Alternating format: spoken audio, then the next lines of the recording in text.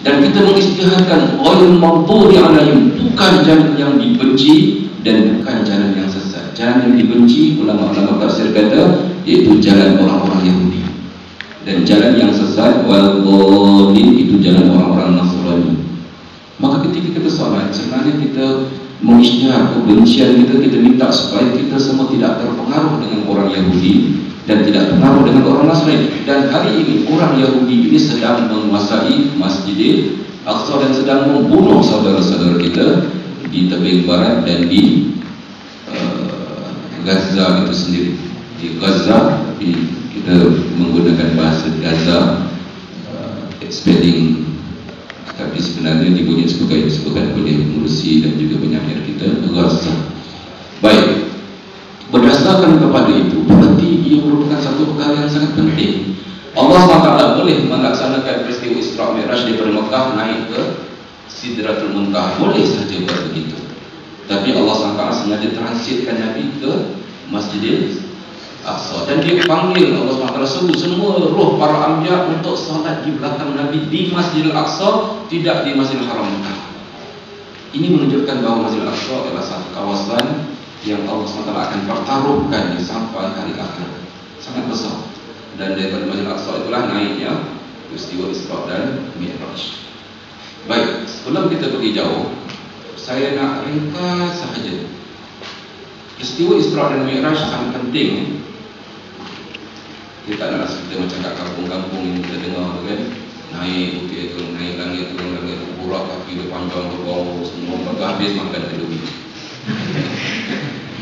Tak salah, tapi bagi kita generasi yang kita nak melihat Masjidil Aqsa itu sebagaimana yang rahsia yang sangat besar. Kalau saya boleh bagi 1-2 poin, rahsia yang sangat besar. Allah SWT melatih umat ini supaya dia mempunyai leadership, kepimpinan, sesuai dengan kita sebagai apa? Khalifah. Betul? Kita semua adalah khalifah Allah. Kita diciptakan oleh Allah SWT untuk menjadi khalifah. Dan menjadi khalifah kita kena ada leadership, daya kepimpinan yang tinggi.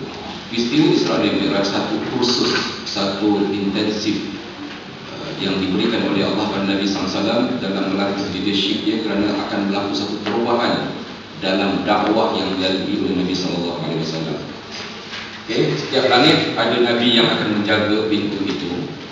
Bila Nabi sampai ke atas bertemu dengan Allah SWT dan diberikan tugas sembahyang 5 waktu.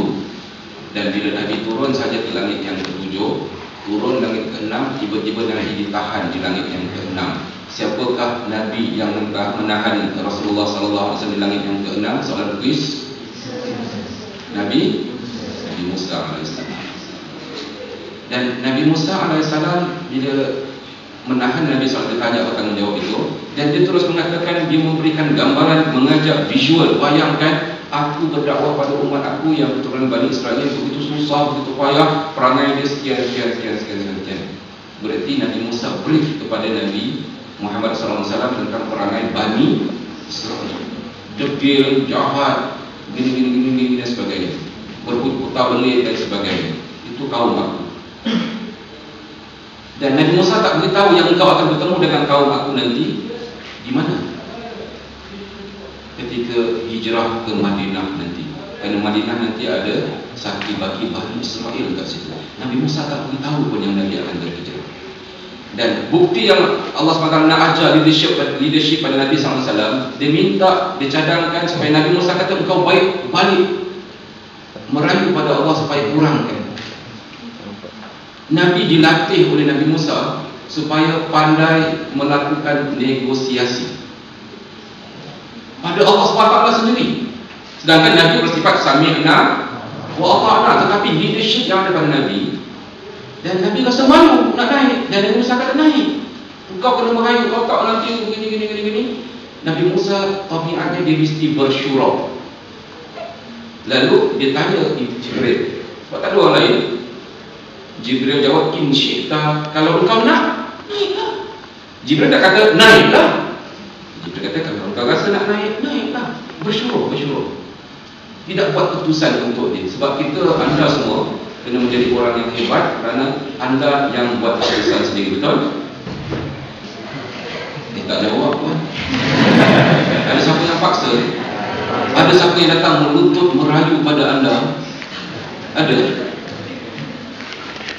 Kecuali kalau ada power dia datang, terpaksa datang juga sejuk-sejuk. Kalau aku tak datang, power aku datang, tak patut. Ataupun sebaliknya, mak aku mesti datang ni.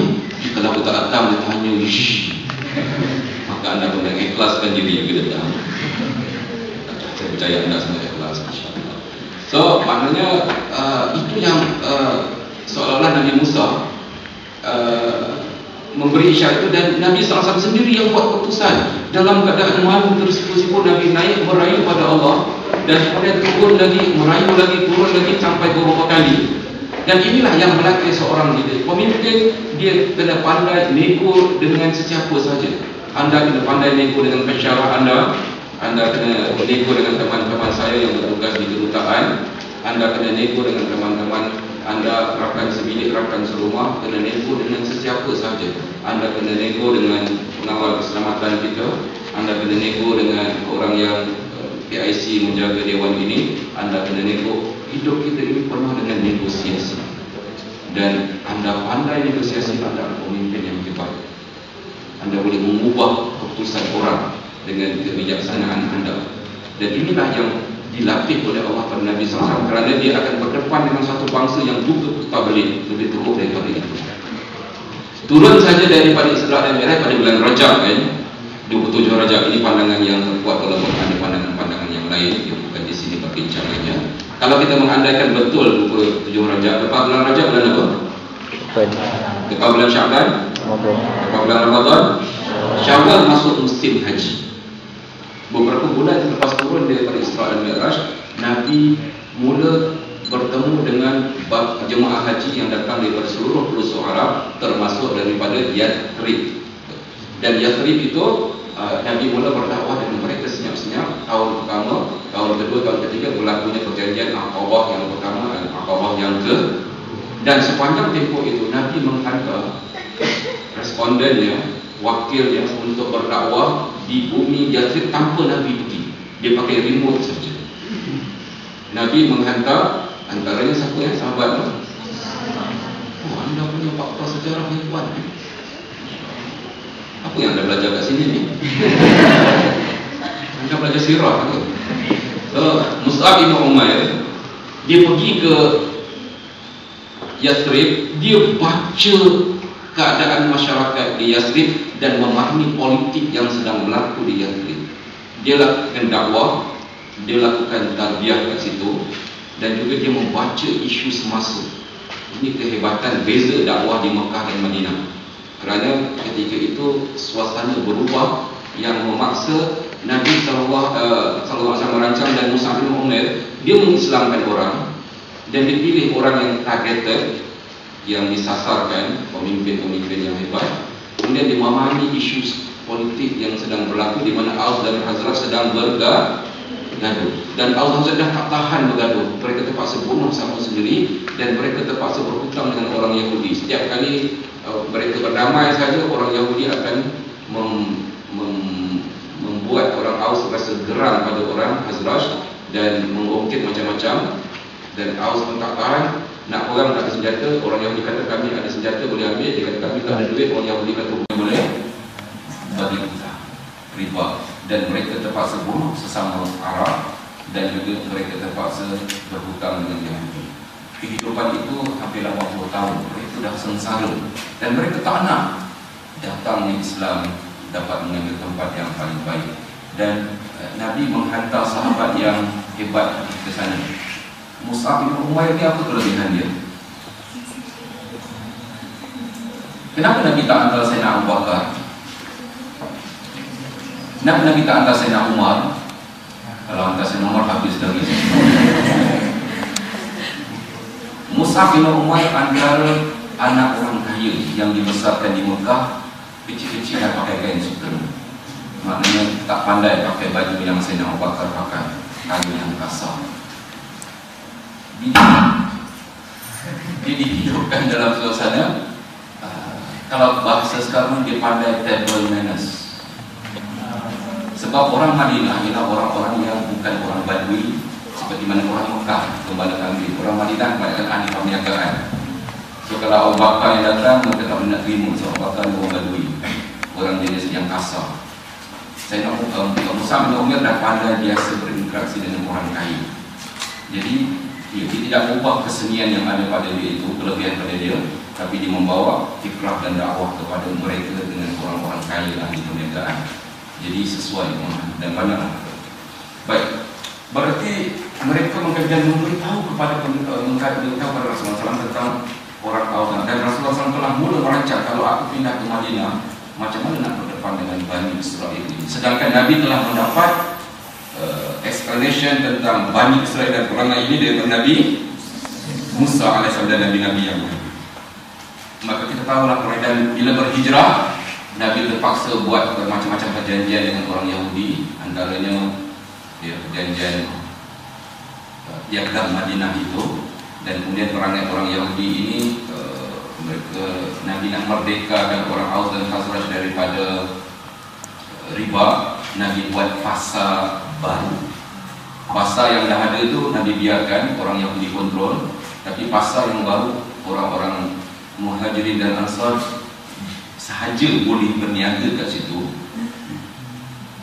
Orang-orang Yahudi tidak boleh berniaga. Orang Yahudi boleh masuk untuk membeli tapi tidak menjual. Kalau orang Yahudi nak berniaga berjual beli, mereka boleh teruskan di pasar yang lama. Perlahan-lahan orang-orang Arab semua pindah ke pasar yang baru, akhirnya menjana ekonomi yang merdeka daripada sistem yang diatur oleh orang-orang Yahudi. Banyak lagi yang dibuat, dan akhirnya terpaksa berlakunya peperangan Khaybar. Peperangan Khaybar, Nabi akhirnya menghalau orang-orang Yahudi daripada bumi Arab, dan keluarlah mereka jauh daripada semenanjung tanah Arab sampai ke Eropah, sampai ke Rusia, sampai ke Syria, sampai ke darah mereka ada di mana-mana, termasuk di Afrika dan sebagainya, tersebar. Dan itu satu penghinaan kepada orang-orang. Baik, kita masuk cerita lagi kita baru intro. Baik, kita nak menceritakan, anda dah dapat sedikit konsep sejarah perangai orang-orang Yahudi ini. Disebutkan dalam Al-Quran surat Isra, la tufsiduna fil ardi marratain, kamu orang-orang Bani Israel akan merosakkan bumi ini 2 kali, wa la ta'lunna 'uluwan kabira, dan kamu akan meninggi diri, menyombong diri. Saya selalu menafsirkan tentang orang Yahudi ini menyombong diri, dan kemuncak daripada kehadiran orang Yahudi ini, kalau kita tengok fakta lebih tepat tadi, mereka ini terdiri daripada kumpulan dan pasukan Zionis yang dimasukkan oleh Allah Subhanahu wa ta'ala. Tapi oleh kerana Al-Quran menggunakan umum Bani Israel, maka kita meminjam perkataan daripada Al-Quran. Tetapi dari segi realitinya, yang dimaksudkan oleh Al-Quran itu setakat yang kita nampak tidak lain dan tidak bukan ialah golongan Zionis. Panjang perbahasanya, tapi supaya anda dapat memahami bila saya menggunakan perkataan-perkataan itu. Mari kita pergi secara ringkas tentang sejak lokasi, supaya kadang-kadang kita ni sebut pasal kita tak tahu ini peta Kerajaan Osmaniyah, ringkas sahaja. Di mana letaknya Palestin yang berwarna merah. Anda nampak tu? Piramdi kata kalau tak nampak anak wanita. Anda nampak ke?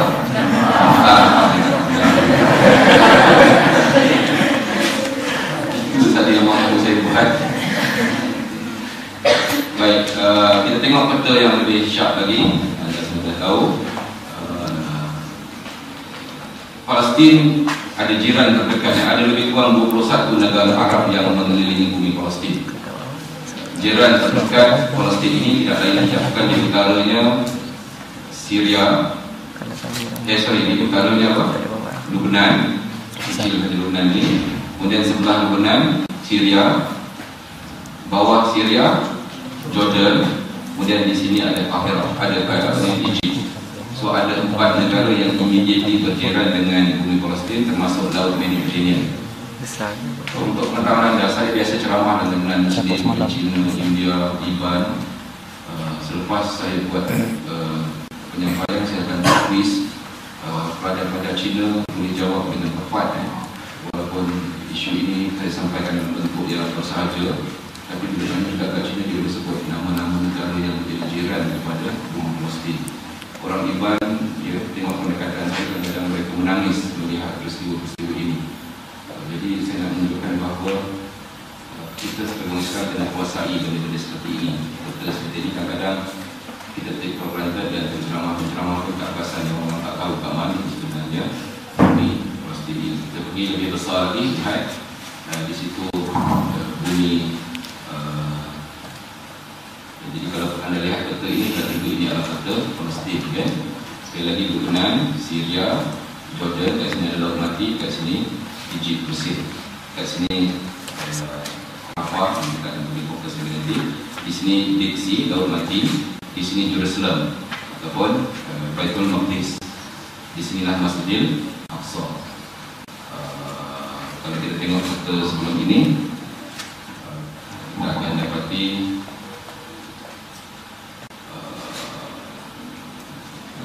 kata sebelum ini kita tengok di sini Saudi Arabia, berarti di sini Mekah, kan? Kesa ini menunjukkan Mekah, dan di sini Masjidil Aqsa, Mekah Masjidil Aqsa. Okey, soalan kuis berikutnya, siapa yang membina Masjidil Aqsa?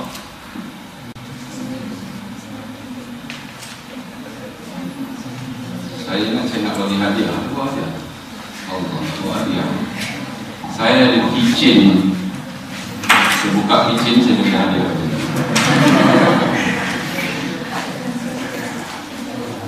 Siapa yang bina Masjidil Aqsa? Dikenakan tangan tidak mengajar hadiah saya tidak dapat dihadiri. Nabi Sulaiman alaihissalam, masya-Allah, jawapannya kurang tepat. Nabi Daud alaihissalam, ayahnya, jawapannya kurang tepat. Okey, soalan ditutup hadiah. Alhamdulillah selamat. Yang membina Masjidil Aqsa ialah Nabi yang sama membina Kaabah. Alhamdulillah, tapi hadiah ditutup. Nabi Ibrahim daripada bumi Palestin diminta oleh Allah SWT pergi ke Mekah, kering pontang, untuk meninggalkan anak dan isterinya. Kemudian dia balik semula ke bumi Palestin. Kemudian dia balik semula ke Mekah melihat anaknya, dan mereka membina Kaabah di atas asas kawaid yang pernah dibina oleh Nabi Adam AS. Sebab tu kadang-kadang orang kata yang bina Kaabah adalah Nabi Adam. Sebenarnya Kaabah yang ada pada hari ini dibina oleh Nabi Ibrahim di atas tapak al-qawaid yang telah dibina oleh Nabi Adam satu ketika dan dah hilang. Dan Nabi Ibrahim membina di atas tapak itu. Sebab tu bahasa yang mudah, kalau orang kata siapa bina Kaabah, kita jawablah Nabi Ibrahim. Dalam keadaan kita tahu bahawa sebenarnya dia bina di atas tapak yang pernah dibina oleh Nabi Adam AS. Kadang-kadang soalan ini tricky. Tidak Nabi Adam. Atau kalau kata Nabi Adam, kita beritahu bahawa bangunan yang Nabi Adam bina itu dah hilang dan Nabi Ibrahim bina 40 tahun selepas dia bina Kaabah, dia mula membina Masjidil Aqsa. Dan Nabi Sulaiman ialah antara Nabi yang memakmurkan Masjidil Aqsa, peninggalan para anbiya yang sebelum itu. Nabi Isa juga berada di sekitar Masjidil Aqsa.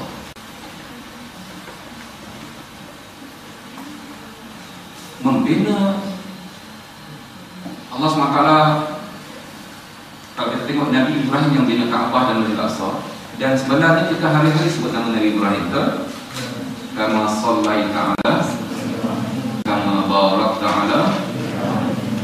Jadi selepas ini dalam salat bila ada sebut saja nama Nabi Ibrahim, bayangkan dialah yang bina Kaabah, kiblat yang pertama, dan dia juga yang bina masjid. Okay, susunan ini kena betul, Kaabah dibina lebih awal daripada Masjidil Aqsa, betul? Tetapi yang menjadi kiblat pertama Masjidil Aqsa, kiblat yang kedua dan hari ini iaitu Masjidil Haram. Jangan terbalik dan tertukar. Jadi bila anda sebut nama Ibrahim lepas pada ini, bayangkanlah dia juga yang membina Masjidil, dan Masjidil Aqsa itu sedang dijajah dan dikawal oleh orang-orang yang setiap kali kita sembahyang kita akan terbayang Nabi yang membina kedua-dua masjid itu, supaya sembahyang kita lebih khusyuk. Dan anda mendengar fakta sejarah ini, moga bertambah khusyuk. Baik, orang-orang Yahudi mula dapat dikesan masuk ke Masjidil Aqsa ini Kalau saya nak ringkaskan saja, okey, sekadar ringkas, kalau kita bersemangat. Inilah, tak boleh tutup dekat ni inilah kompleks Masjidil Aqsa yang di dalamnya ada beberapa elemen-elemen yang tertentu, bangunan-bangunan tertentu. Tapi keseluruhan tembok yang Kesa sedang tunjukkan ini tembok ini menggambarkan kompleks Masjidil Aqsa, dipanggil Haram Syarif. Di dalam Masjidil Aqsa ini ada beberapa bangunan. Yang pertama, kubah yang depan ini paling penting. Ini Masjid Umari, di mana di sinilah yang orang mendirikan solat dalam kompleks ini. Dan orang mengatakan ini juga Masjidil Aqsa. Dan Nabi SAW mendirikan solat yang bermakmumkan dengan para anbiya di sini. Baik. Tembok ini ialah tembok Al-Buraq, wall yang disebutkan oleh orang-orang Yahudi pada hari ini. Dan di sinilah diikatkan dengan buraq. Nabi sampaikan diikat buraq kat sini. Dan orang Yahudi buat penyembahan di tembok ini dulu tak pernah pun berlaku begitu. Dulu mereka membuat upacara di luar, di sekeliling bumi Jerusalem ataupun Baitul Maqdis ini. Tapi sejak beberapa tahun baru mereka jadikan buraq ini tembok tempat dia buat penyembahan, yang dikatakan wall. Dia kata Facebook tu ambil wall dekat sini. Sebab penyembahan orang yang di Facebook lama-lama tu dia seolah-olah menghadap wall lah. Dan kita ngangguk-ngangguk. Kalau kita biasa tengok kita orang Yahudi sembahyang, kita tu nak tengok sama-sama tengok wall. Itu orang kata saya pun buat juga. Baik, ada benda penting juga di sini, apa ni, Qubbatus Sahra atau dalam Inggeris sebut apa? Dome of the Rock. Dikatakan di sinilah, bukan ulama hadis, yang ulama sejarah. Diajarkan ulama sejarah. Ulama sejarah mengatakan bahawa di sinilah batu yang nak ikut sekali Nabi SAW ke Masjidil Aqsa. Tapi batu itu telah ditegur oleh Jibril dan batu itu tergantung. Mengikut ulama sejarah, ulama hadis tidak menyentuh benda itu, dan batu itu ditegur tergantung. Dan khalifah-khalifah kemudian bila ditengok batu tergantung dan ada wanita yang mengandung tengok terperanjat, batu tanpa tiang, lalu mereka bina tiang supaya orang tak terperanjat. Datang khalifah kemudian mula buat tembok sebab terdedah. Datang khalifah kemudian mula buat kubah, dan akhirnya tukar dengan kubah yang berwarna keemasan itu, dan akhirnya jadilah yang mercukan dia kepada Masjidil Aqsa. Jadi Masjidil Aqsa ni banyak mercutandanya, macam Kuala Lumpur mercutandanya satu ketika dulu dengan Parlimen, Masjid Negara, sekarang mercutandanya Kuala Lumpur apa? Begitu juga kalau orang tanya apakah ibu negeri Melaka. Dulu ibu negeri Melaka ialah Melaka. Ibu negeri Melaka lah kan. So begitu gini bila orang kata Masjidil Aqsa, mana satu Masjidil Aqsa? Adakah Kubah Sahra? Adakah ni kan? Jadi ada orang pertikaikan siapa yang membuat lambang Kubah Sahra. Sebenarnya Kubah Sahra itu bukan Masjidil Aqsa, memang betul lah. Tapi dia berada dalam kompleks Masjidil Aqsa. Dan kalau kita nak perjuangkan kemerdekaan untuk Masjidil Aqsa, takkan kita nak merdekakan Kubah Sahra saja. Kita akan merdekakan seluruh bumi Palestin. Jadi itu adalah lambang sahaja. Baik, kita ringkaskan. Ini saya nak bawa terus kepada slide ini boleh saya tinggalkan untuk teman-teman daripada Azam untuk anda hoki nanti. Saya percaya teman saya Saudara Nur Azmi telah sedikit saya nak pergi ke tempat yang lebih mudah untuk saya tunjukkan pada anda supaya kita timbulkan banyak perbincangan ini. Baik, ringkas saja peta yang telah kita kuasai. Kerajaan Osmaniyah jatuh pada tahun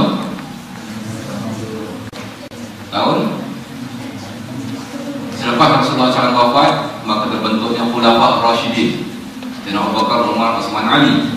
Selepas Khulafa' Rasyidin diganti dengan alhamdulillah Khulafa' Kerajaan Umayyah. Lepas kerajaan Umayyah, Kerajaan Abbasiyah. Lepas kerajaan Abbasiyah, Kerajaan Utsmaniyah. Kerajaan Utsmaniyah Turki, bukan Arab.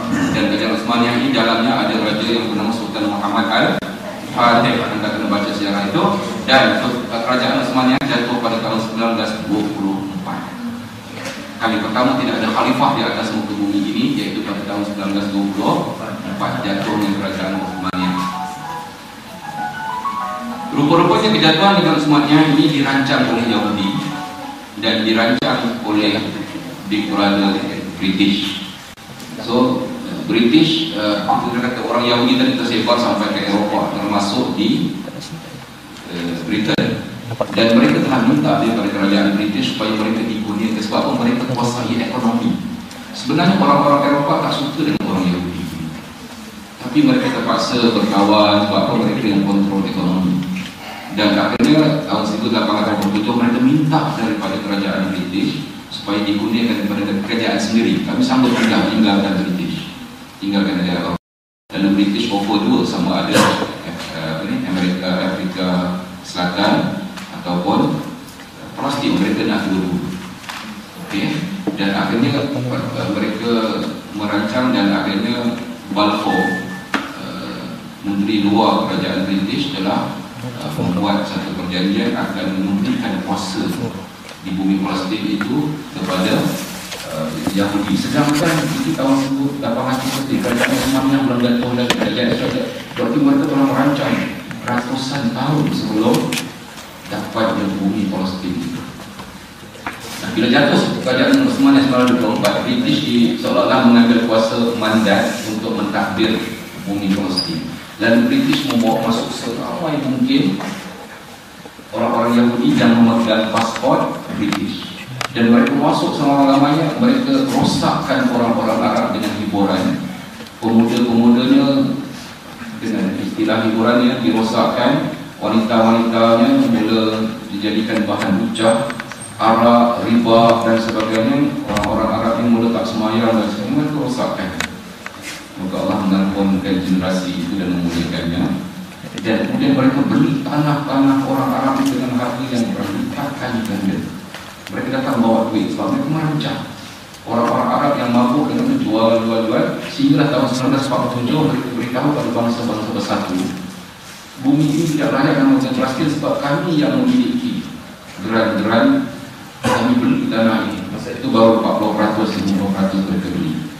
Dan 1948 mereka mengisytiharkan bumi ini adalah negara Israel dan menghalau orang-orang Arab daripada bumi Palestin, merampas tanah-tanah kebun mereka, sehinggalah yang hijau ini tahun 1947 ke bawah, maknanya ini kawasan mana untuk Arab ramai, yang putih itu Yahudi dan Nasrani sikit saja.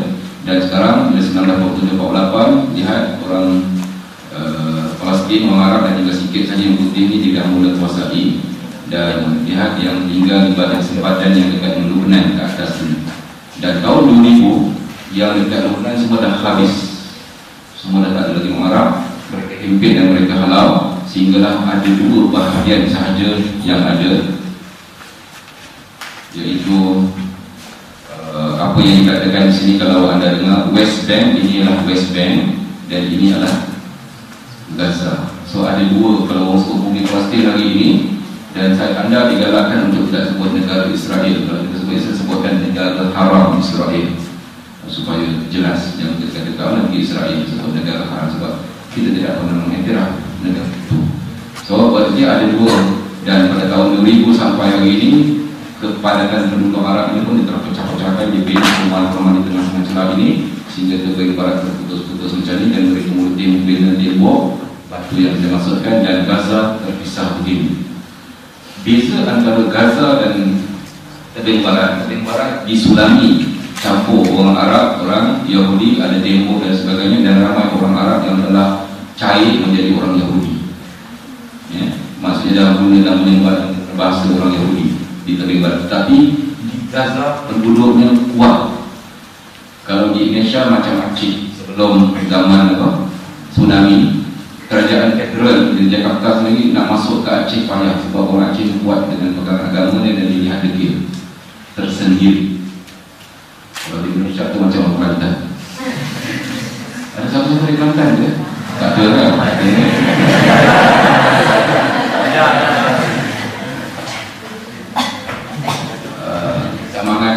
kekitaan yang ada pada orang Kelantan itu cukup kuat kan. Tapi yang menjadi salah kalau dia menjadi ta'assub. Tapi kalau kekitaan itulah yang dikendaki oleh Ibn Khaldun. Semangat berpasukan itu sangat penting. Semangat berpasukan yang ada pada Aceh itu lebih tinggi daripada semangat berpasukan yang ada pada semangat berpasukan orang-orang Gaza lebih tinggi daripada semangat pasukan yang ada di tebing barat, sebab mereka telah dipengaruhi. So orang Yahudi tidak ada berlegar-legar dalam kawasan Gaza. Ini fakta yang penting. Orang Yahudi tidak ada berlegar dalam kawasan Gaza. Sedangkan orang Yahudi memang mereka berlegar-legar di kawasan tebing barat, dan mereka tepung mereka dengan tembok-tembok tinggi sebagaimana yang kita saksikan di sini ya. Masa saya bertukar dengan kesel ya. Kadang sama dengan kanan kiri ni kan. Mungkin ini tembok-tembok yang memisahkan di tebing barat kan. Mereka tembok yang tinggi begini. Ini masa under construction ada lihat contohnya. Dan rupanya tembok yang setinggi itu, anak-anak kita yang basikal tembok tingkat, dan ini para sama. Tidak dalam sejarah manusia mengepung sesama manusia dalam ketinggian tembok macam ini. Ini sifat yang ada pada orang Yahudi hari ini. Dan juga lihat dua orang itu, masjid yang ada itu kalau azan tidak boleh pergi masjid sebab mereka terpaksa melintas tembok ini, mungkin ke depannya lebih 20 atau 30 kilometer panjang. So memang kampung sebelah dengan kampung sebelah terpisah. Jadi jahatnya orang-orang Yahudi. Baik, saya nak tunjukkan video klip. Kalau ini suasana yang berlaku setiap hari di bumi Gaza, di bumi tebing barat. Datang kontraktor meruntuhkan rumah-rumah mereka, anak-anak mereka, sekolah mereka dirobohkan, dan mereka juga pertahankan dengan batu. Di belakang kereta itu ialah komando-komando Israel. Lihat bangunan-bangunan di tebing barat mereka bina saja runtuh. Orang-orang Palestin ini banyak bekerja di negara Teluk, Saudi, apa ni, jadi ya, oleh Tuhan. Ini perkara yang biasa kalau komando-komando datang. Lihat adik kita melihat masa depannya.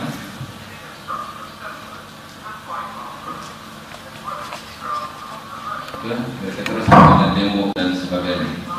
Okey, so saya nak tunjukkan contoh yang berlaku di tebing barat.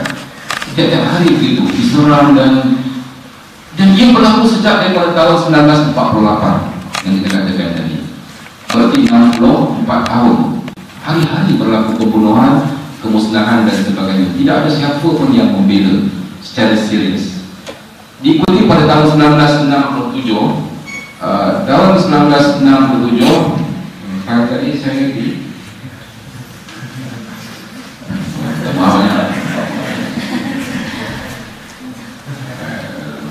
udah dekat baik. Kalau kita lihat sedikit lagi, tahun 1948 orang Yahudi melumpuhkan negara haram Israel. Dia mengambil sebahagian daripada Palestin. Jerusalem terbagi pada dua, dia ambil separuh. Tapi tahun 1967 dia ambil seluruh bumi Palestin, walaupun bangsa-bangsa bersatu mengeluarkan resolusi dari masa ke semasa. Ratusan resolusi bangsa-bangsa bersatu menghalang tindakan Israel, tapi tidak ada siapa yang melaksanakan implement terhadap resolusi itu. 1967 dia ambil alih Masjid Al-Aqsa. 2 tahun kemudian dia bakar Masjid Al-Aqsa. Dan Masjid Al-Aqsa yang dibakar itu dibakar oleh seorang yang dikatakan gila. Tetapi kita tak tahu siapa yang gila. Ketika dibakar itu askar-askar protek dia, sehingga orang Palestin tidak dapat nak mempertahankan Masjid Al-Aqsa yang dibakar itu. Askar protek orang gila itu. Kemudian dibicarakan, mereka mengatakan, ini kalau kita lihat suasana terbakar tahun 1969. Okay. Kita lihat ini mimbar yang dibina oleh Sultan Salahuddin Al-Ayyubi, musnah begitu saja pada tahun 1969. Dan lihat selerak dan comotnya Masjidil Aqsa tahun 1969. Dan ini syiar Al-Salah yang menunjukkan bahawa Masjidil Aqsa itu sedang dibuat terowong-terowong untuk bila-bila masa saja mereka nak kolapskan Masjidil Aqsa. Baik, cukup di situ apa yang berlaku dalam bentuk sejarah. Kita nak teruskan lagi atau nak buka soalan jawab? Silakan, gaya bebas buat buku-buku ke. Ada soalan? Sebab saya takut anda jemu dan penat. Memang dekat Malaysia ni suka duduk bersila dalam kuliah belajar medik pun duduk bersila juga.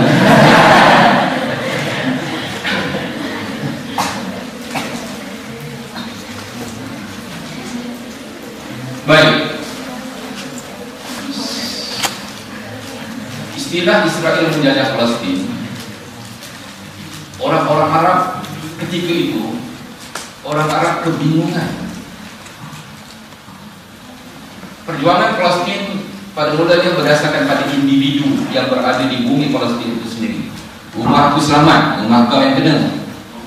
Lepas tu rumah dia kena, orang kata rumah aku tak kena lagi. Mereka tidak, ya zaman itu kan, mereka tidak. Jadi seolah perjuangan itu nafsi-nafsi, individu. Tetapi bila ada kesedaran sikit, mereka mula bersatu, mereka berjuang atas nama Palestin, semangat Palestin. Dan teman-teman negara Arab lain tak menunjukkan sokongan penuh.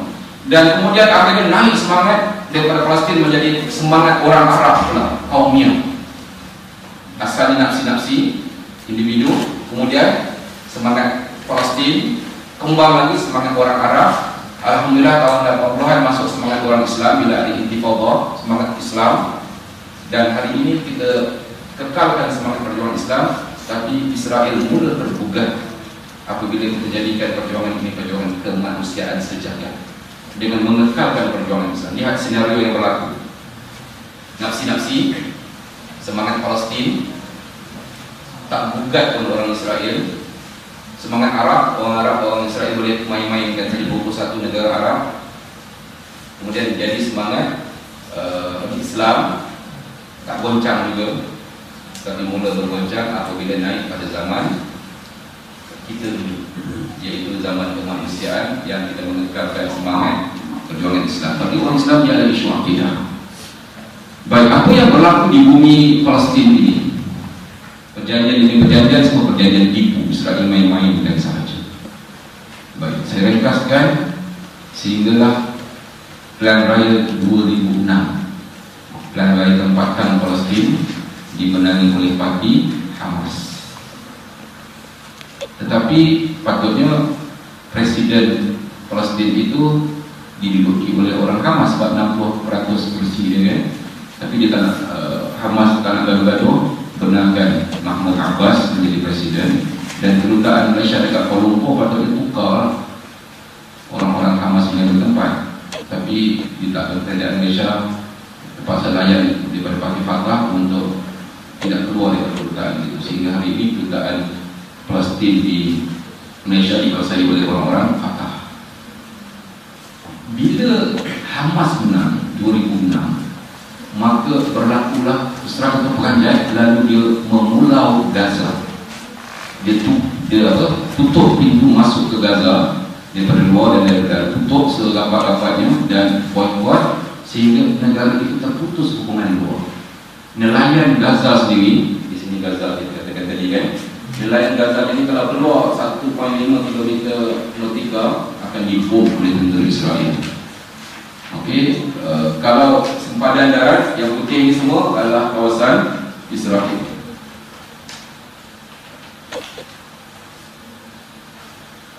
Dan sempadan laut, saya katakan tadi, udara tutup, darat tutup. Dan oleh kerana Camp David ini berlaku, maka Mesir kena beri ketaatan apa sahaja Israel nak. 14 km sempadan di Rafah adalah bersempadan dengan Mesir.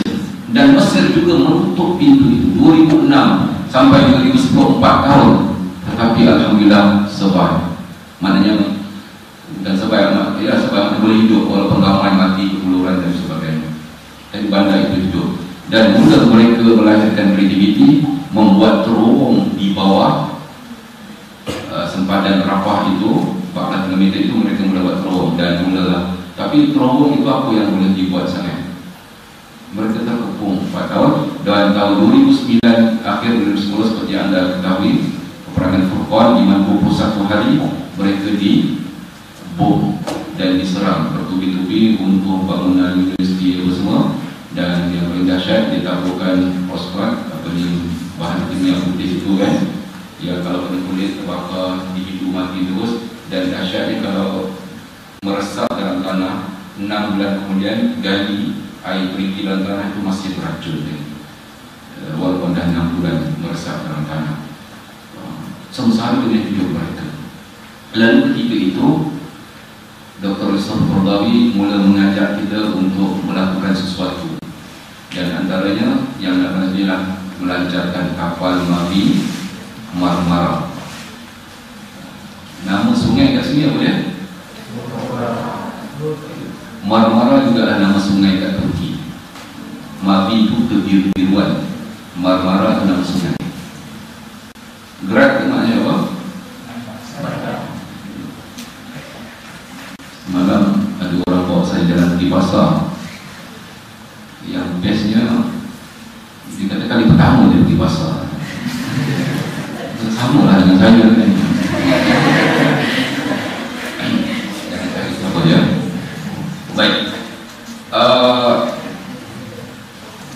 Kalau kita melihat apa yang berlaku, ringkas saja. 1924 jatuh kerajaan Osmania. Anda ingat tak jatuh kerajaan Osmania?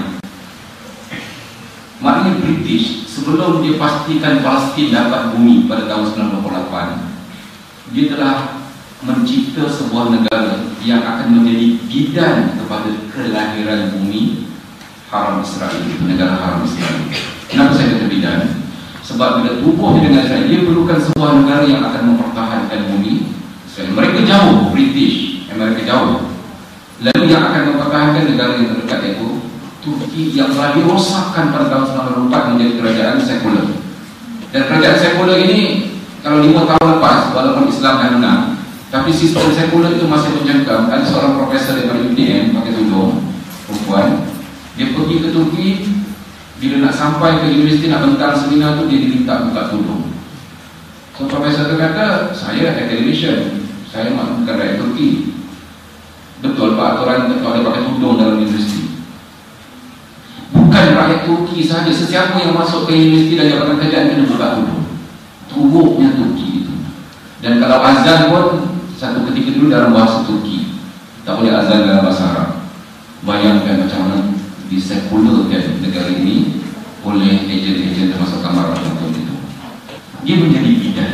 Dan salah satu perjanjiannya, latihan tentera memang berlaku sehinggalah sebelum kapal Mavi Marmara masuk. Latihan tentera antara Turki dan Israel. Dan dahsyatnya perjanjian itu, kalaulah rakyat Israel, rakyat Israel mati, kebuluran, diserang, kemusnahan, bencana alam dan sebagainya, Turki bertanggungjawab untuk membela mereka. Itu yang saya katakan menjadi bidan kepada kelahiran negara Israel. Tetapi alhamdulillah apabila menangnya Erbakan, kemudian menangnya Erdogan, dua musim yang berbeza, akhirnya Erdogan yang berani mengizinkan menghantar kapal daripada bumi Turki. Dan keberaniannya mengatakan dalam perjanjian itu, kami negara Turki kena melancarkan bantuan kepada rakyat Israel yang kebuluran, kematian, bencana alam dan tidak tadi. Bukankah penduduk Gaza adalah rakyat Israel? Nampak tak? Dia main balik undang-undang itu. Sebab itu dia kata kami daripada Turki berhak untuk membantu rakyat Israel yang kelaparan, yang musnah dan sebagainya. Turki tak boleh jawab fakta itu. Dan sebab itu kapal kami pergi untuk membantu rakyat Gaza yang terkepung dah 4 tahun lebih masa itu, 5 tahun, 6 tahun terkepung. Dan kita nak bina balik hospital, universiti, perumahan, masjid. Kita nak bina balik kawasan pertanian, dan mereka perlukan besi-besi construction, simen dan sebagainya. Dia tidak akan cukup untuk masuk terowong saja. Terowong kais pagi makan, pagi kais petang makan. Kita nak hantar besar-besaran. Dan banyak negara Eropah yang nak bantu, tapi tak berani. Lalu kita pun melancarkan daripada bumi Turki itu. Dan bayangkan, kita dah buat kajian. worst case yang akan berlaku. Paling teruk kapal itu dibom, tenggelam, mati semua. Itu paling teruk. Ada teruk lagi pada itu? Dan paling hebat, paling baik, kami selamat menghantar dan balik semua. Ada yang baik pada itu lagi? Dua kemungkinan. Tengah-tengah macam-macam lah. Andai yang kami buat. Sebahagian daripada kami dah buat wasiat dan pesan pada isteri masing-masing, jangan buka surat itu melainkan dah sahkan mati. Kalau hilang jangan buka, nanti kalau jumpa balik buat malu je.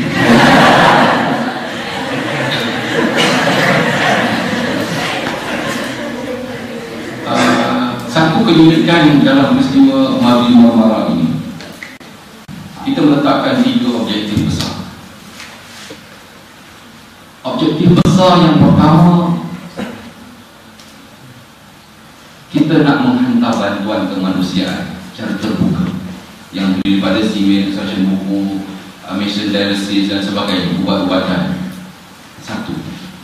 Yang kedua, kita nak pecahkan kepungan itu supaya bila kami pergi saja kita pecahkan. Berarti kalau kami pergi dapat balik, berarti kita pecah di kapal lain, di kapal lain, di kapal lagi, kita nak pecahkan. Bila kita pecahkan, dia bukan tembok kan, kita nak pecahkan kepungan itu. Dan yang ketiganya, kita nak cantikkan mata dunia yang selama ini telah melupakan peristiwa ini 62 tahun yang lalu. Kita nak cantikkan mata supaya dia jadi spark manusia menjadi.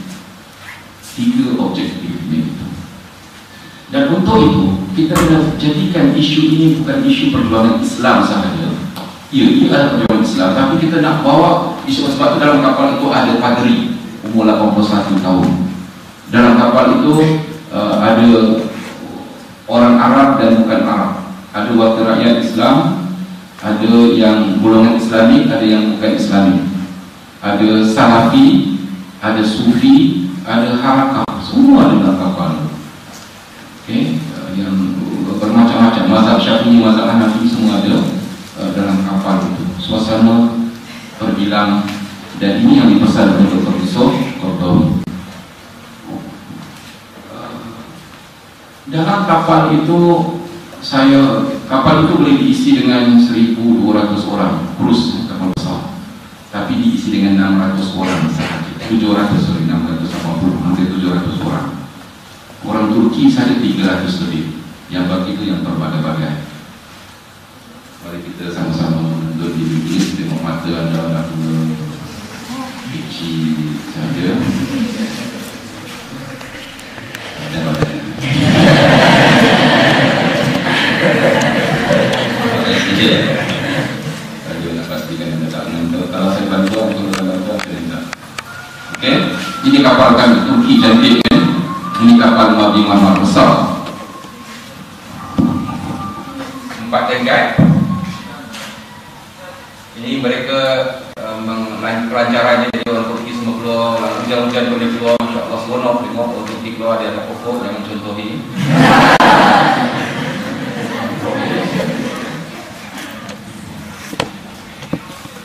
Ini yang kedua rombongan kami, seorang yang berani, ini kamar daripada negara. Ini wartawan, ini yang bercakap biasanya sahabat kami daripada haluan Palestin, Dr. Halim.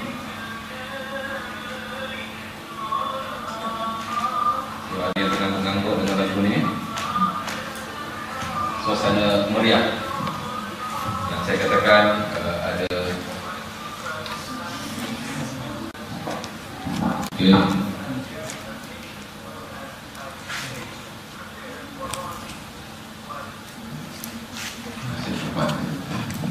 Baik, kapal kami pun kita mula masuk dalam pelayaran, masuk ke Laut Mediterranean yang cantik ini. Dalam kapal kami buat berbagai aktiviti. Ini seorang pemimpin Fatah yang kami bawa masuk dalam kapal. Saya katakan tadi, kapal ini kita cari orang Fatah yang pencil. Kalau tanding pun tak menang lagi. Kita bawa dalam kapal tu, dan suasana mesra dalam kapal. Orang Fatah ni mana-mana buat tazkirah kan. Kita minta dia buat tazkirah, dia tak nak. Tapi Syekh Ra'i Salah pandai. Dia kata, dia panggil saya Hasan. Ya Hasan, la tabda al-majlis illa ilqa' min akhuna min Hizbul Fatah. Jangan mulakan majlis lagi kalau Fatah kita nak cakap. So saya pun saya rapatkan, wallahi demi Allah aku tak akan bercakap kalau Fatah mau cakap lagi. Akhirnya tersipu-sipu dah kawan dan cakap kan. 4 minit bercakap, lepas tu Syekh Ra'i Salah cakap, nak menunjukkan bahawa kita kena melihat bersatu. Kalau anda lihat dalam surah Hujurat, anda akan dapati bahawa walaupun orang munafik itu, ketua orang munafik tak senonoh, tapi Nabi tak pernah sebut engkau munafik. Al-Quran sebut umum, saya tak sebut siapakah, demi untuk menjaga saf orang Islam, tunjukkan bersatu. So Hamas dengan penuh siasat syariahnya sentiasa buat baik dengan Fatah. Nanti kita boleh bincang dalam soalan nanti. So kapal kita buat tazkirah, kita buatkan online, kita buka puasa bersama, baca Quran, baca makhurat. Yang golongan tarikat dia zikir, tarikat rifaiyah dia, yang golongan salafi semayang ke atas macam ni, tangan dia macam tu, semua gaya bebas. Mazhab Hanafi dia tak boleh semayang jamaah, jadi dia tak nak jamaah, maka kami semayang jamaah, dia orang tak jamaah. Lepas tu kosong boleh aku cakap apa tu, jangan ada satu bagian tempat merokok, geng-geng yang tak pakai tudung merokok kat situ kan. Ya, kita bagi ruang juga untuk orang nak merokok dan sebagainya. Sebab dalam tu ada pelbagai. Dan saya tak ada gambar dalam lagi. Fadri dia betul tak macam kat sini. Kalau petang dah lama tak jumpa, entah tak masuk-masuk saya kata ulama mana ni kan. Kalau pakai jumpa aku semua kan. Di duduk sebelah saya rupanya dia Fadri yang orang biasa boleh cakap Arab yang telah dihalal oleh Yahudi ke Itali. So dia dipanggil balik untuk join. Saya berbual dia, kenapa engkau join sini kan mengumpulkan apa satu. Dia kata aku nak tunjukkan pada dunia ini adalah perjuangan kemanusiaan dan aku mengukur besar Rotawi. Dia kata kan dia orang tua, dia nak makan ubat tu dia kena patahkan apa, ubat kencing manis dia. Jadi nak patahkan tangan gigil, saya tolong patahkan. Dah patah saya bagi dia tak nak, susu saya suapkan dia. Ini tarbiyah ijtimai yang dipanggil pandai bersosial ni. Saya pun ada praktis suapkan dia. Hai dia kata saya suapkan dia. Lepas tu saya nak pergi dia suruh berbual dan dia suka bercerita. Dan saya seorang konselor, bila kita mendengar orang cakap kita kena ngangguk dia. Kalau dia sedih dia kalau dia cerita dia konselor. Jadi oleh kerana dia seronok dengan saya, maka orang tu diulang dekat 15 kali cerita yang sama. Saya mulai nak bawa saya duduk lagi kan. Dalam hati nak muntah-muntah. Saya kena ikhlas. Ya, suasana meriah yang saya katakan Fadri tersebut menjadi sebab kita kena berdakwah, tunjukkan akhlak kita. Sekurang-kurangnya orang lain semua Kristian yang lain tengok yang saya sentiasa layani lagi tidak kesenian. Dan alhamdulillah kami dipenjarakan di penjara yang sama dengan Tok Syekh dengan Syekh Badri ini. Dan apa-apa hal saya sekali kabar dia mencari kesihatan ke kita layani kemesraan ditunjukkan. Sibuk yang tu terima. Banyak kita mendengar cerita dan tuan-tuan kita nak sambung lagi, kita nak rehat. Saya dipahamkan tidak disediakan makan minum kan? Kita beli.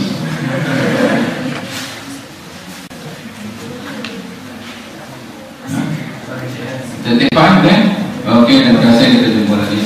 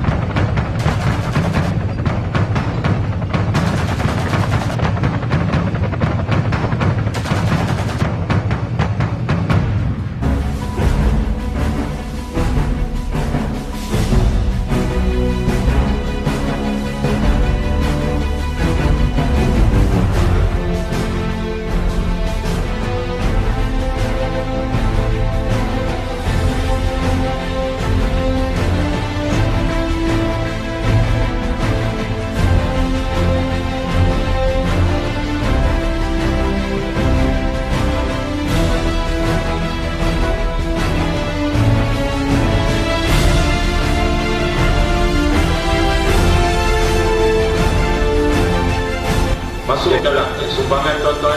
Seperti yang saya kata, bayangkanlah RM10 yang kita masuk, insya-Allah akan jadi satu masakan panas yang akan dihantar dengan penuh bahaya ke sebuah rumah di Palestin. Kita bayangkan seperti itu. Dan mereka akan cukup amanah untuk memastikan RM10 ini benar-benar memberi manfaat, mengenyangkan saudara-saudara kita yang ketakutan di sana. Antara tafsiran yang saya sebutkan firman Allah dalam surah Ali Imran, alladzina qala lahumun nas innan nasa qad jama'u lakum fakhshawhum fazadahum imana wa qalu hasbunallahu wa ni'mal wakil, yaitu sahabat-sahabat Nabi yang ketika mereka keluar pergi berperang, musuh beritahu bahawa takutlah kerana manusia sedang mengepung kamu, tapi mereka tidak takut dan bertambah iman mereka, dan lidah mereka tidak berhenti-henti berzikir hasbunallah wa ni'mal wakil. Hasbunallah maksudnya apa? Memadahilah Allah yang akan mencukupkan, dan ni'mal wakil sebagai wakil. Berarti kalau saya berdepan dengan musuh, sebenarnya mereka berdepan dengan wakil saya, yaitu Allah Subhanahu wa Ta'ala. Kalau kita menghadapi bencana, kita minta Allah jadi wakil kita yang akan menguruskan benda-benda itu. Kami berzikir hasbunallah wa ni'mal wakil. Nah, pada selepas beberapa hari dalam kapal, diringkaskan cerita, saya percaya anda dah tengok di YouTube dan sebagainya. Pagi itu selepas kami sembahyang subuh, pada pukul 12 malam mereka datang helikopter. Kami dah beri isyarat helikopter tadi tak layan, dan kami semua diminta bersedia berada pakai vest, dan saya berada di luar di dek kapal terdedah dengan laut dan sebagainya. Kami diminta pakai vest sebab para ulama diminta di dalam kapal, dalam kapal. Dipilih orang-orang yang muda-muda yang kuat-kuat untuk bertahan kapal. Tak kenapa saya dipilih. Kena duduk berada di luar menghadapan itu, dan kami diberi taklimat. Kapal kami tidak ada senjata, tak ada apa semua. Even emas, kalau kena gas bodi mata pun ada cuma dalam tu ada 680. Emas cuma ada 40 saja. Macam mana nak kongsi kan? Tak ada oksigen, hanya cuma ada beberapa bekas saja, dan terlalu limited punya ni. Sebab perjalanan daripada Turki ke Gaza sebenarnya 15 jam sahaja kapal itu. Tapi oleh kerana kami terpaksa menunggu, terpaksa apa semua, diambil masa 3-4 hari kami terapung di atas laut, berjalan sikit-sikit pun kapal-kapal yang lain. Perjalanannya sebenarnya 15 jam sahaja. Bila kami berada di perairan antara masih berada di perairan antarabangsa, bila dah subuh, kami pun selesai sampai subuh saja mereka mula menyerang, dan ini adalah bot-bot. Kalau anda perhatikan, bot ini ada 8 atau 10 orang komando yang lengkap dengan senjata kan. Mereka mengelilingi kapal kami. Selepas kejadian baru kami tahu bahawa ada 50 bot yang keliling kapal kami. Kami cuma nampak badan kami lalu itu saja kan. Kami dah mula bertakbir dalam kapal. Masa itu depan komando kan. Mereka telah mula mendampingi kapal kami nak campak tali tangga, nampak bodi kapal dan nampak. Kira kira rapat, masa-masa dengan senjata lengkap. So, kami kira macam cerita movie kan. Okay, mula kami bergurau dengan mereka, balik-balik botol kosong.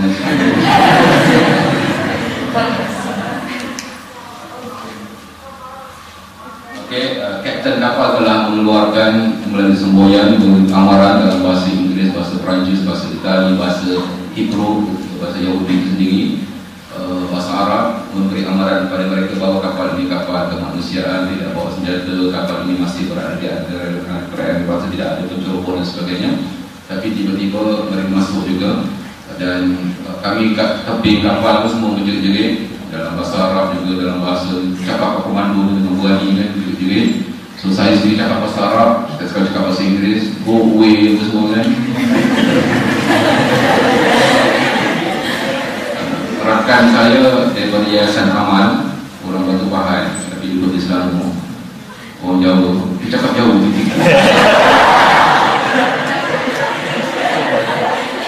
Saya pegang tangan dia, jangan apa cakap jauh pula. Aku bilang. Walaupun takut, tapi suasana itu cukup indah sebab kami berjuang kan. Suasana seperti itu kan.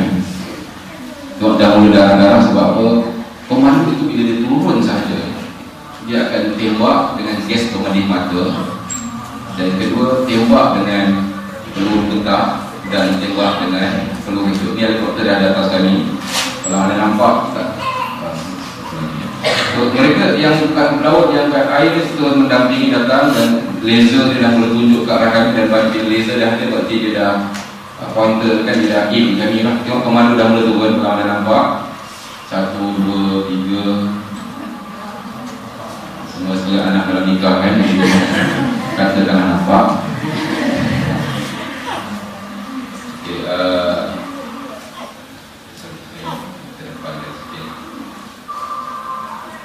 so, kami stretcher pun tak cukup. So bayangkan macam cara angkat, anda tengok cara angkat pesakit, badan dia tahan. Macam tu je kami mampu angkat mereka, teman-teman. Mereka tembak kuat ke dali dan pecah otak. Dan ada beberapa peristiwa yang saya tengok dahsyat apabila panjangnya. Baik. Jadi bila pendek saja, bila berlaku tembakan sebegitu rupa. Ini soalan. Saya masukkan sini. Dan dalam keadaan yang seperti itu, bila berlaku tembak, menembak dan sebagainya, ada seorang yang tertungak-tungak dan nak mati masa itu. Dan nazar, isterinya ada dalam kapal, dan isterinya menangis-nangis untuk meragai dokter sampai selamatkan. Akhirnya bila saat berpisah nyawa itu, dokter tadi spontan sebut, dia kata syahid. Dia kata isteri tadi bila dengar kata syahid saja, terus berdiri, lap air mata, dan dia mengatakan, inilah kalimah pertama yang suami aku sebut ketika malam pernikahan kami 16 tahun yang lalu. Dan alhamdulillah dia syahid depan aku dalam kapal ini. Dia kata kan, terus tak menangis sepanjang peristiwa itu, nak menunjukkan bahawa bila isteri suami dia masih hidup, nazar itu dia menangis. Tapi bila disebut saya syahid, dia teringat inilah perjanjian mereka ketika mereka bernikah pada malam pertama itu. Jadi nak menunjukkan suasana perjuangan yang hebat di atas kapal itu. Dan sehinggalah kami pun dibawa ditawan sepenuhnya. Ini beberapa targeted yang saya katakan tadi, teman Indonesia yang akan mula cedera. Dan akhirnya dalam kapal itu yang saya katakan tadi ada targeted cahaya laser tadi kan. Dan bila dinampak saya saja, kawan-kawan lain sudah masuk ke dalam, saya masih kat bawah lagi. Komando tolak saya tertiarap. Dan bila saya tertiarap, dipijak tengkuk saya supaya saya tak boleh bangun lagi. Tangan belakang diikat dengan tight plastik itu dengan kuat, terasa perih, bergerak sakit tak bergerak pun sakit. Dan seorang komando pijak bau kiri saya dan ditenyih-tenyih, rasa lemak-lemak manis sikit. Dan kemudian dia lompat, dia ketawa ramai-ramai. Ketika itu saya pasrah. Saya mula mengungkapkan, ya Allah, badan yang sakit ini dipijak adalah milikmu. Kaki yang biru yang pijak ini pun milikmu juga. Kapal ini pun, kalau tak ada stretcher, kapal ini juga adalah ditawar kerana milikmu. Ini seorang engineer, electrical engineer, meninggal syahid juga akhirnya. Dan bila kami pasrah mengatakan bahawa ya Allah, segala-galanya milikmu, di Ashwat daripada TV Astro yang kami bawa sekali, di bilik wartawan. So dalam keadaan saya mengatakan bahawa ya Allah, engkaulah segala-galanya milikmu, kaki yang memijak ini milikmu, dan itu saya segala serah kepada Allah. Komando kedua datang pijak, dan tak rasa sakit lagi. Saya berkata datang dan hidup tadi. Seorang-seorang yang pijak macam tu tapi gerak-gerak badan ni mereka dah mati pun. Sebab saya biasa urus jenazah, mandikan, kapankan, tapi tak ada pengalaman menjadi jenazah. Jadi saya kata hidup lagi ni. Dan empat kemudian dapat melihat kebesaran Allah, dan lidah kami sentiasa menyebut Astagfirullah wa ni'mal wakil. Dan akhirnya alhamdulillah kita berjaya diselamatkan, kita berjaya masuk penjara dan kemudian diplomatik asing. Objektif kita telah berjaya kerana dunia telah celik peristiwa ini, dan mereka datang beramai-ramai ke Israel dan pergi ke penjara kami dan minta supaya Israel lepaskan kami yang bercakap ke semua duta daripada Kanada, duta daripada negara-negara Eropah yang bercakap memaksa Israel lepaskan kami. Kami jadi macam VIP dalam penjara dengan senyum. Orang-orang diplomatik asing tengking asal Yahudi dan juga. Yang peliknya duta daripada Mesir, setelah Mubarak bagi duta negara-negara bukan Islam ini pergi marah, pergi apa tukang merelek, katanya ucapkan tahniah kepada rakyat dia kerana engkau menjadi pejuang, engkau telah menaikkan kemanusiaan negara Kanada, negara semua kan. Datang orang kedutaan Mesir, datang jumpa dengan Syekh Mesir, kata engkau malu menyusahkan aku saja, engkau patutnya kau penjara dan kau kan. Saya tengok dua perbuatan yang berbeza.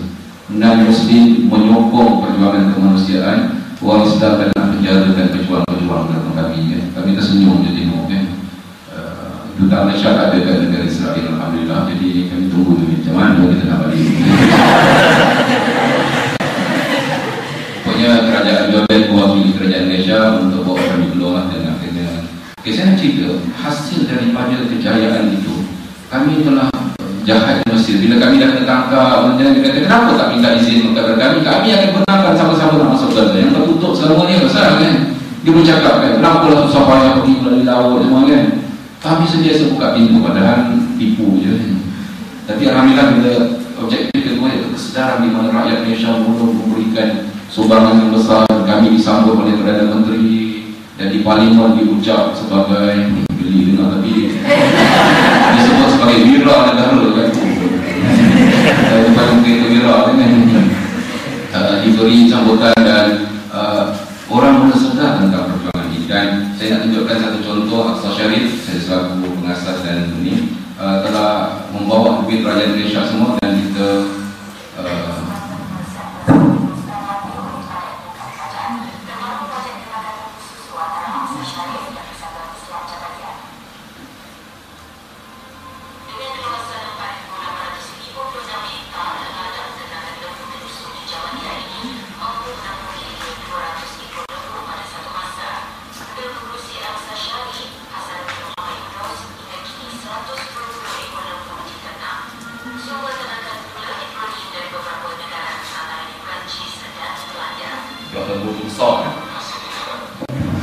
sibuk untuk ni. Kita nak menempuhkan kepada alhamdulillah Habib Rakyat Malaysia kami beli lembu dan kami seluduk melalui ejen kami daripada Mesir masuk terowong. Untung lembu-lembu tu masuk terowong. Dan bila bayangkan lembu tu terpaksa diturunkan beberapa kali sebab roadblock di Mesir ada 11 roadblock untuk sampai ke Gaza. Dan kebun lembu tu naik kebun dan kebun sampai ke Gaza. Rahim Syihab di gurau dengan kami, dia kata kenapa engkau ada tulang-tulang lembu kan, kau nampak serangka semua kan. Lembu susu kan besar dia, fragile dan kuat kan, tiba kat sana dah kurus. Tapi dengan berkat allazi barakna haulahu, bumi yang diberkati oleh Allah, tiba-tiba lembu tadi jadi gemuk, makan rupa kering je. Dan kemudian boleh mengeluarkan susu waktu pagi 40 liter, petang 40 liter susu. Orang Holland berheran, kata kami paling tinggi boleh 65 liter sehari. Kata kamu baru makan apa kan? Kami dekat Holland kami makan pellet, vitamin dan semua kan. Jadi ada rupa kering je, ada 3 orang yang Allah menuju barakah. Dan banyak lagi projek-projek Aqsa Sharif buat, lembu lepas peristiwa Umar ini, kita buat kilang roti, kita buat kolam ikan dan banyak projek-projek yang kita buat. Saya rasa kita bagi masa 5 minit pada Puan Syarifah Mahfiza untuk tunjukkan gambar-gambar Gaza selepas Nabi Marmara. Dan juga terakhir kami berdua pergi ke mana?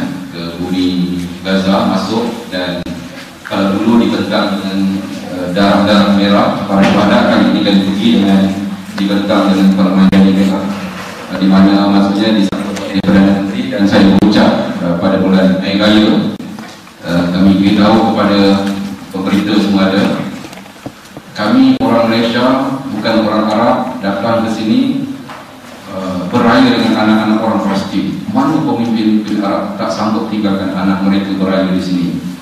Mana raja-raja negara Arab? Tapi alhamdulillah ditakdirkan Allah kita dapati raja raja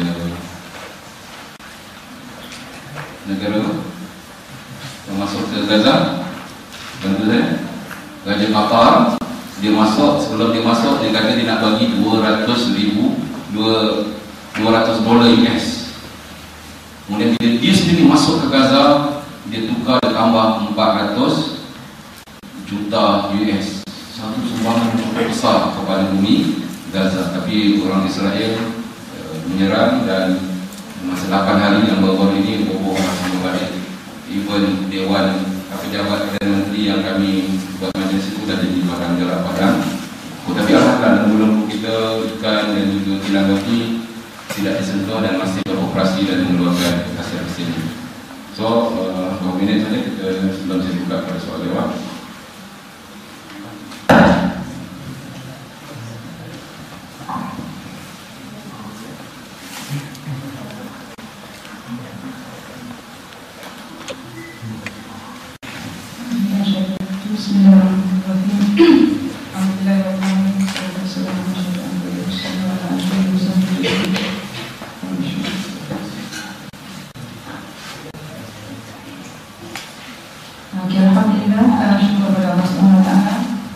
Jadi rasanya ahli mudah dengan banyak yang berustaz ya.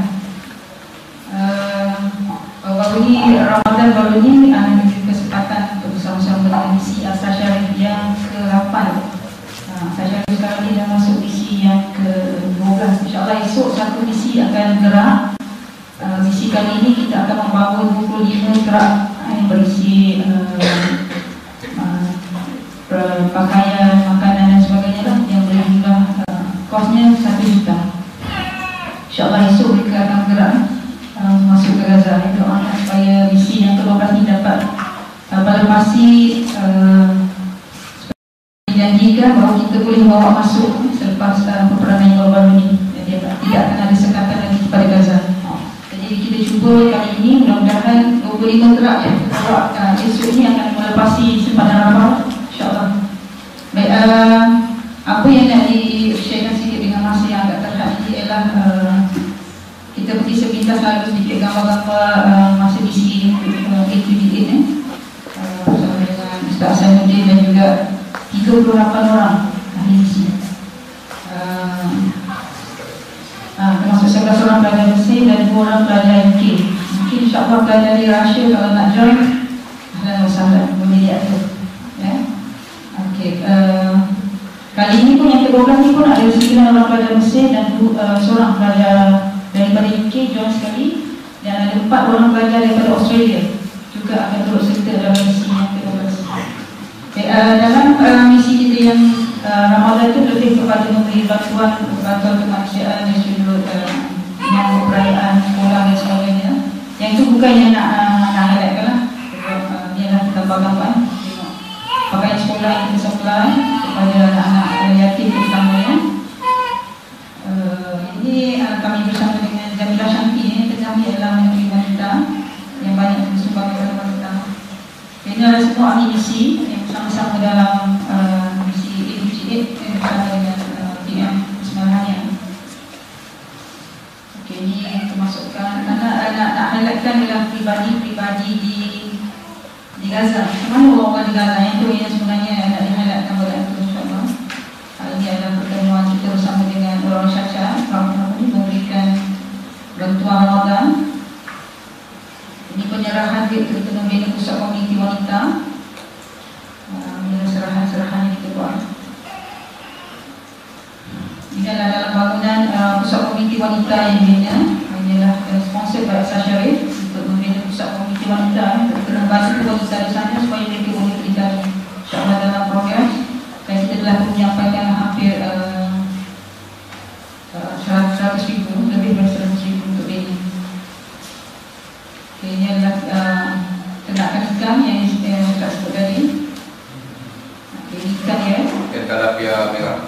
Ikan ni yang uniknya adalah ikan tilapia merah ni adalah ikan laut, ikan darat tapi hidup di air laut. Ikan darat tapi dia boleh hidup di air laut ya. Jadi dia sedut air laut masuk ke kolam, tak payah kurangkan garam, ikannya boleh biak lagi.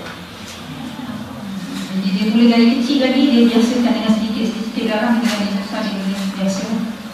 Okey, ni ada kolam ikan ya. Kolam ikan ternakan. Okey, ini satu seorang pegawai nama dia, wanita ni nama dia Fatimah. Nama dia Fatimah. Anak dia 5 orang syahid. 5 orang syahid dan 2 daripada cucu dia juga syahid. Jadi apa yang menariknya dengan Fatimah ni yang nak dihayatkan dengan sifat dia, pribadi dia, bagaimana dia mendidik anak-anak lelaki. Bagi dia kalau dia memang nak anak dia syahid. Jadi bila berlaku peperangan, dia cakap dengan anak dia, okey, anak lelaki tempatnya bukan di rumah. Dia suruh anak dia, okey, semua keluar dan pastikan syahid. Dan pastikan syahid. Jadi memang betul kenyataan tu dan akhirnya anak dia 5 orang syahid. Dan dia sangat bersyukur kerana anak dia syahid. Dan dia kata, aku nanti akan berada di syurga Firdaus lebih dulu daripada mereka. Jadi kita lihat pertama ibu ni kan, macam bila saya dengar pun saya kata, aku ni sampai tak tahap tu, sampai tak tahap nak suruh anak lelaki kita keluar macam pergi mati macam tu kan. Sampai tak tahap kita kan, dia anak keluar pun sekejap nak pergi program, saya nak pergi mana pun aku sebelah dah susah hati kan, mana tak balik-balik lagi kan, mana pergi mesti nak telefon, nak tanya khabar kan. Tapi kita lihat wanita ni, dia sangat hatinya sangat cekal dan dia tahu bahawa ganjaran yang sangat-sangat besar. Dan dia mendidik anak dia. Bila akhwat pelajar-pelajar Mesir yang belum berkahwin ditanyakan, apa perasaan puan bila anak syahid kan. So dia kata, kamu jadi ibu dulu dan kamu akan tahu macam mana perasaan ya. Jadi kita rasakan wanita ni sentiasa senyum dan dia tidak pun menangis bila dia menceritakan tentang anak dia yang syahid. Akan dirasa bangga dan gembira. Jadi dari 23 orang cucu dan 5 daripada menantunya tinggal bersama-sama dengan dia. Dan dia sekarang ini membesarkan cucu-cucu dia. Ini adalah sumbangan kami kepada keluarga miskin untuk menyambut Ramadan. Okey. Yang ini pula adalah kami pergi berziarah kepada satu keluarga yang paling bergaul. Suami dia di penjara lebih daripada 100 hari mogok lapar.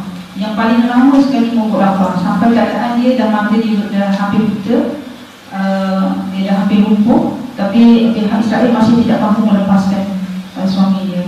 Jadi kesungguhan seorang lelaki yang boleh bertahan dalam keadaan tidak makan hampir 100 hari dan hampir rosak hidupnya kerana nak memperjuangkan hak mereka, kerana dia ditahan tanpa seperti mana macam memang detention, tidak ada perbicaraan dan dia tak tahu sebab apa mereka ditahan.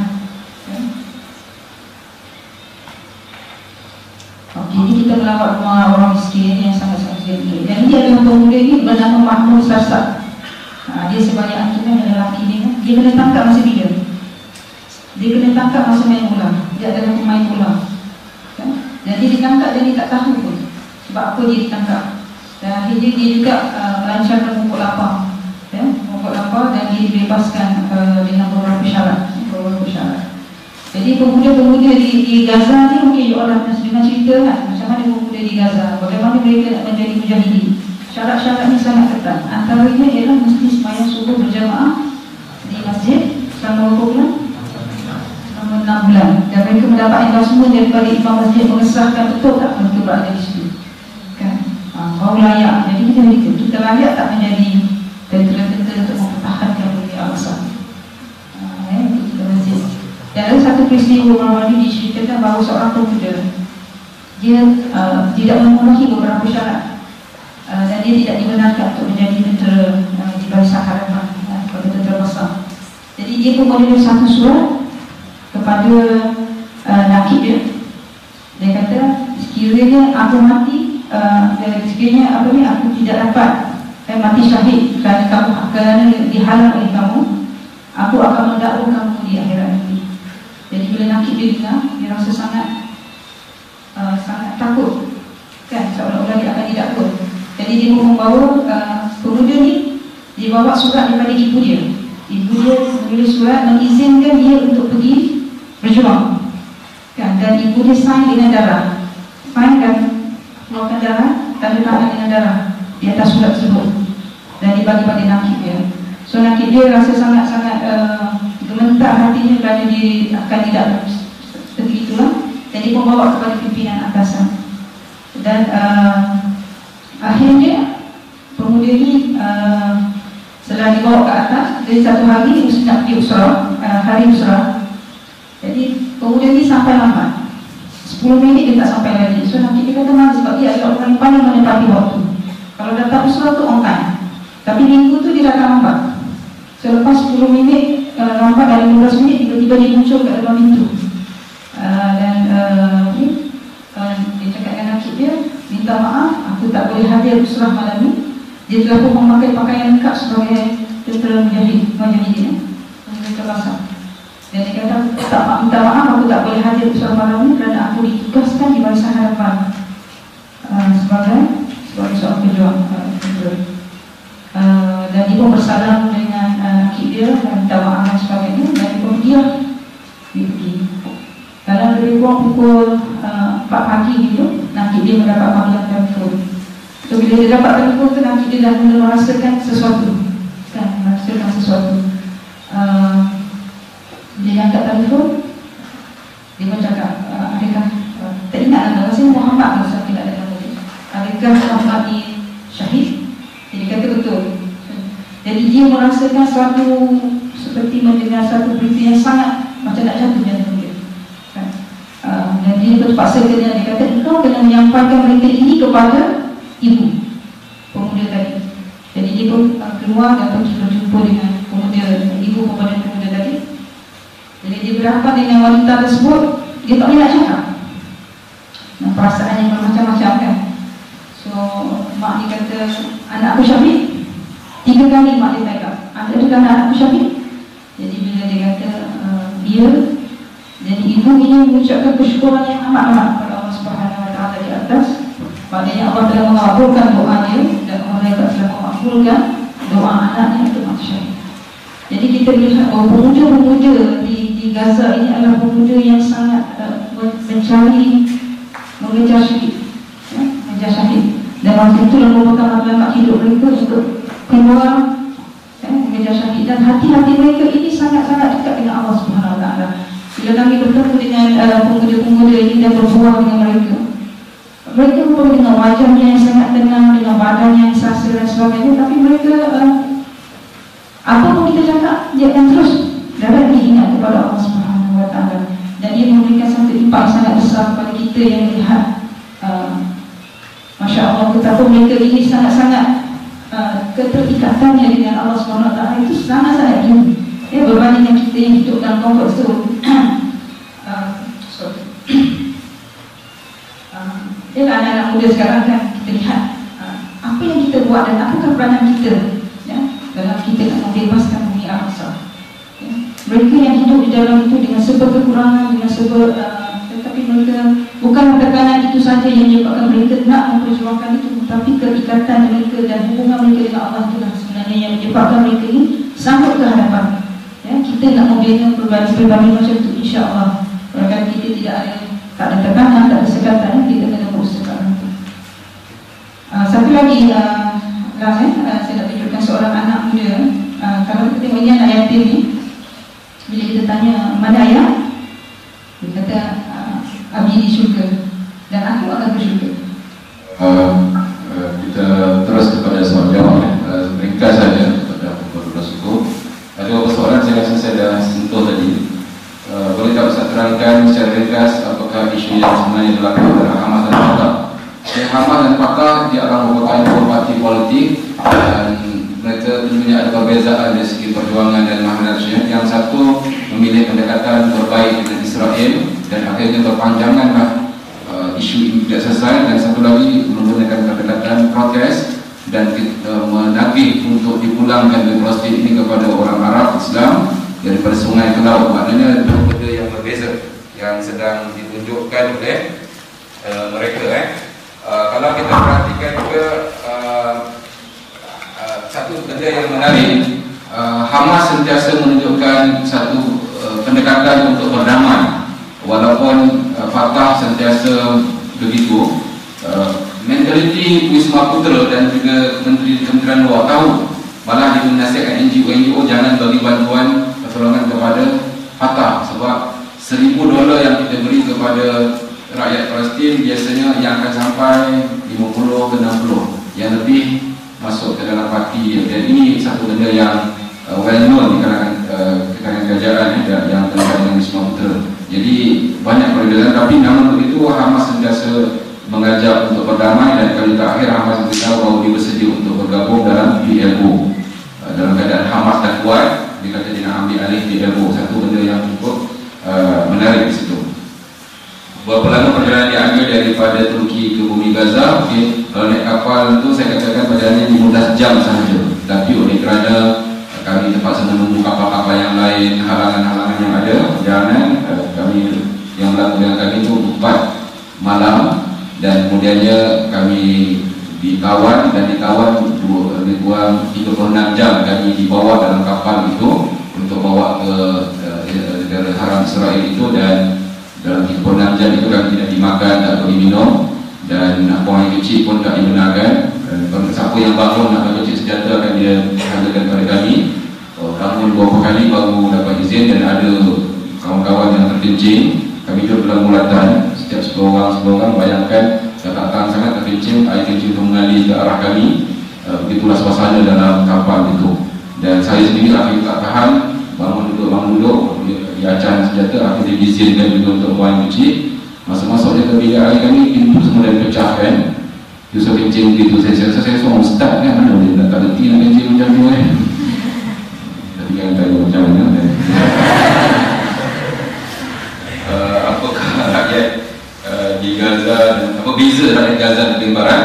Of course, tebing barat Gaza lebih Islamik lagi, lebih sebab apa mereka saya katakan tadi, di tebing barat mereka campur aduk, tapi semangat perjuangan dah mula masuk ke tebing barat. Sebab tu orang-orang di Israel sekarang cukup takut kerana dia tengok orang Arab, dia takut ingin rantau orang yang berjuang. Dan keadaan di dalam Tel Aviv sendiri contohnya dah bimbang, sebab orang Arab dah mula dapat kesedaran. Kalau di Gaza mereka tak bimbang, mereka sentiasa menyerang. Tapi dalam Gaza, dalam tebing barat mereka tak boleh nak serang. Tapi berita gembira, orang-orang tebing barat pun dah mula hafal Quran. Macam mana di Gaza, kalau Gaza lepas saja kurang 7,000 anak-anak yang hafal Quran. So orang yang berjuang dalam keadaan hubungan kuat dengan Allah. Hadis yang kita dengar di akhir zaman nanti, orang Yahudi akan berperang dengan kita, dan pokok dan batu akan cakap, ya Abdullah, ya Mu'min hazal faqtulhu. Wahai Allah, ini orang Yahudi sembunyi belakang aku bunuh. Bagaimana pokok boleh bercakap ketika itu? Tentera-tentera mukmin membutuhkan hubungan yang kuat dengan Allah Subhanahu wa Ta'ala. Hari ini kita menyaksikan anak-anak yang kecil dan mula hafal Quran, dan mereka yang akan mentakbir perjuangan Palestin, semua orang yang hafal Quran. Jadi hubungan mereka akan kuat dengan Allah Subhanahu wa Ta'ala. Sekarang adakah Mesir telah membuka begitu? Okey, selepas daripada zaman naiknya Dr. Mursi, dia telah mengisytiharkan pintu Gaza akan dibuka, maksudnya tidak akan ditutup, cuma melalui proses prosedur biasa pasport. Dan kemudian bila diserang begini, Israel pula telah berjanji bahawa dia tidak akan menghalang segala pintu masuk ke Gaza. Ini janji mereka dalam perjanjian itu. So Mesir dah janji buka pintu, dan insyaAllah besok kita akan beberapa tadi, dan juga telah mula. Dan insyaAllah bumi Gaza ini akan membangun dan bangkit, dan dia akan menyedarkan orang Palestin, dan akhirnya pintu masuk ke Masjid Al-Aqsa akan bergabung dua pintu daripada Gaza, dan akan masuk daripada, dalam hadis itu mengatakan daripada Damascus, daripada Syria. Dan sebab itu kita berdoa supaya Syria cepat berlaku perubahan, dan akan masuk tentera Islam yang berjuang melalui Syria dan melalui Gaza, dan di belakang Gaza adalah Mesir. Dan ini adalah merupakan satu perancangan dan aturan Allah Subhanahu wa Ta'ala. Bagaimanakah caranya untuk masuk ke Palestin? Di Palestin ada dua pintu tadi masuk, untuk ke tepi barat dan juga untuk ke Gaza. Yusuf Qaradawi mengeluarkan fatwa kita tidak boleh pergi Masjid Al-Aqsa sekarang. Kalau kita pergi, kita mengiktiraf negara Israel itu. Kerana Israel kadang-kadang dibuka pintu, siapa nak masuk Masjid Al-Aqsa boleh minta visa. Rakyat Malaysia agama yang pergi melalui Singapura atau melalui travel agent, mereka akan masuk. Dan sebenarnya akan cop kat pasport, akan cop kat kad putih, tidak di pasport. Masuk itu, mohon visa itu, Dr. Yusuf Qaradawi keluarkan fatwa dalam mengiktiraf negara Israel. Jadi Israel pula bagi tanya, bagi visa, dia tak akan kacau orang. Tapi bila time untuk visa dia akan menembak orang-orang yang datang di masjid. Ini, tapi berbeza dengan Gaza. Gaza tidak ada campur tangan daripada Israel untuk jaga sempadan itu. So kebenaran masuk ke Gaza adalah bergantung pada Mesir. Sebenarnya bukan kebenaran masuk ke Gaza, kebenaran keluar daripada Mesir. Kita masuk ke Mesir, lepas itu kita akan keluar daripada Mesir menuju ke Gaza. So bukan kebenaran masuk ke Gaza, kebenaran keluar daripada Mesir. Masuk ke Gaza siapa-siapa saja boleh masuk, tapi yang blok dia ialah Mesir satu ketika. Sekarang ni untuk masuk ke Gaza mudah, alhamdulillah, dan insya-Allah kita perlukan teman-teman daripada Mesir, teman-teman daripada Ikram Health dan juga teman-teman saya yang doktor-doktor yang telah bekerja. Bahawa anda boleh balik dan bekerja nanti boleh bercakap dengan kami ataupun agensi-agensi yang lain untuk berikan sumbangan di sana dalam bentuk kepakaran dan bentuk atau juga sebagai volunteer. Saya rasa itu saja soalan. Selamat malam dan pukul